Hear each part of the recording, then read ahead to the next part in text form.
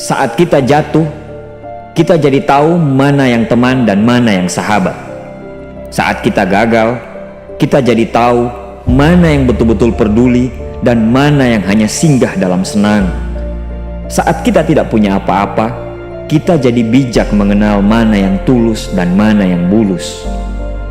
Saat kamu sukses, kaya, dan lagi di atas dalam proses kehidupan, semua orang akan memuji, semua orang akan menyanjung, bahkan semua orang akan mengaku kalau dia ikut berperan dalam suksesmu. Tapi pada saat kamu jatuh, pujian itu akan berubah menjadi hinaan, sanjungan itu akan berubah menjadi cacian. Semua orang tidak akan pernah menganggapmu ada. Percayalah, saat gagal, semuanya menjadi gelap. Kamu akan ditinggalkan dan kamu seperti ilalang kering di padang tandus. Tapi saat gagal itulah Tuhan akan menunjukkan siapa yang setia dan siapa yang tidak setia.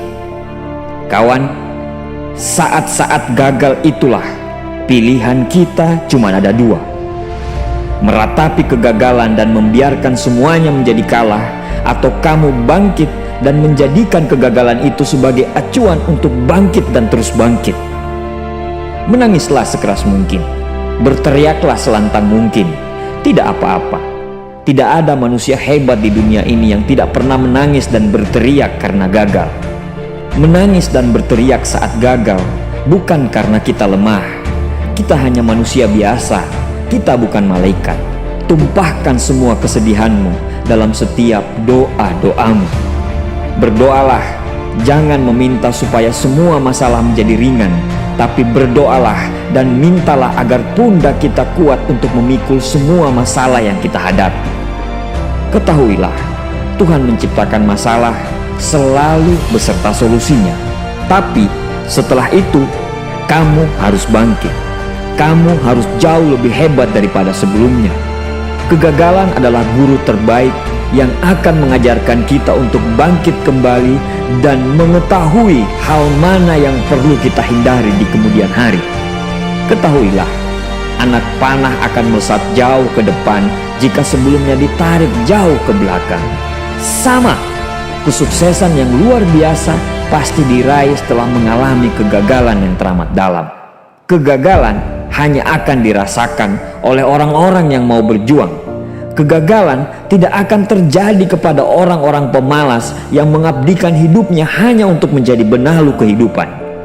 Bangkitlah, tapi ingat, saat kamu berjuang lagi, berjuanglah bersama orang-orang yang mau sama-sama berjuang, bukan dengan orang-orang yang hanya mau diperjuangkan. Saatnya merubah hinaan menjadi pujian. Saatnya merubah cacian menjadi tepuk tangan. Saatnya mengembalikan apa yang sudah hilang. Insya Allah, kamu, kita pasti bisa. Pada saat sukses itu datang, datangi semua orang-orang yang menghinamu pada saat gagal. Datangi semua orang yang meninggalkanmu pada saat terpuruk. Katakan pada mereka, terima kasih kawan, karena dulu sudah menghinaku.